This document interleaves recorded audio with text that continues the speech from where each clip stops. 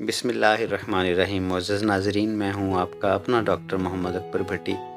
नाज़रीन किराम, आज मैं आपको बताऊँगा कि खाने पीने के जो बेहतरीन उसूल हैं वो क्या हैं। मोहतरम नाज़रीन, सबसे पहले आप एक बात को समझ लें कि जितनी भी मीठी चीज़ें हैं या ठंडी चीज़ें हैं, अगर वो सुबह के वक्त इस्तेमाल की जाएँ तो सूरज की मौजूदगी में वो बहुत ज़्यादा एनर्जी देती हैं और बहुत ज़्यादा फ़ायदा होता है। यही चीज़ें अगर हम असर के वक्त, यानी सूरज ढल रहा होता है, गुरूब होने के करीब होता है और या गुरूब हो जाता है मगरिब के बाद, अगर हम वही चीज़ें खाएंगे तो वो हमारे जिस्म पर बोझ बनेंगी, हमारे जिस्म को ठंडा करेंगी, क्योंकि रात का मिजाज जो है वो ठंडा है। रात हमारे लिए ठंडक का पैगाम लेकर आती है। जितनी मर्ज़ी आप समझ लें कि सर्दी पड़ रही हो, धुंध हो और कितने दिन से सूरज ना निकला हो, फिर भी जो दिन की तासीर है ना वो गर्म होती है, और जो ही सूरज ढल जाता है तो रात की तासीर जो है वो ठंडी हो जाती है। और सूरज ढलने का वक्त ज़वाल से शुरू होता है।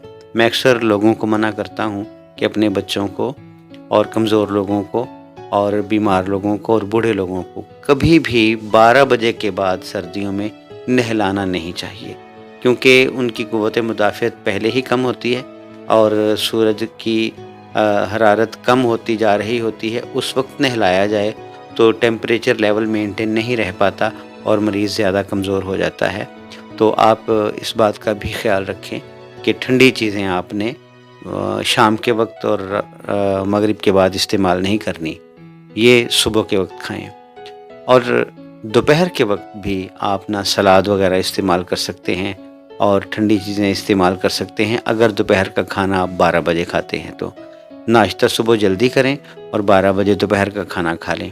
लेकिन रात को आपने सलाद भी नहीं खाना और ठंडी चीज़ें भी नहीं खानी हैं। उससे आपके मैदे में बोझलपन पैदा हो जाएगा और वो खाना आपका हज़म नहीं होगा, क्योंकि जिस्म के अंदर ठंडक बढ़ जाती है रात की वजह से।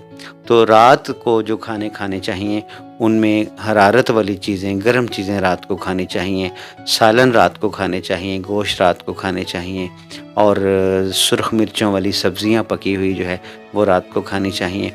लेकिन रात से मेरी मुराद मगरिब के वक्त है। इशा के बाद खाना नहीं खाना चाहिए, क्योंकि हमारा मेटाबॉलिज्म ऑफ हो जाता है और वो खाना हमारा पड़ा रहता है, बुझता रहता है और फर्मेंटेशन की वजह से उसमें गैसें पैदा हो जाती हैं, बू पैदा हो जाती है। वही खाना जो ताकत देने वाला होता है वो हमें बोझल करके, बीमार करके कमज़ोर करता है।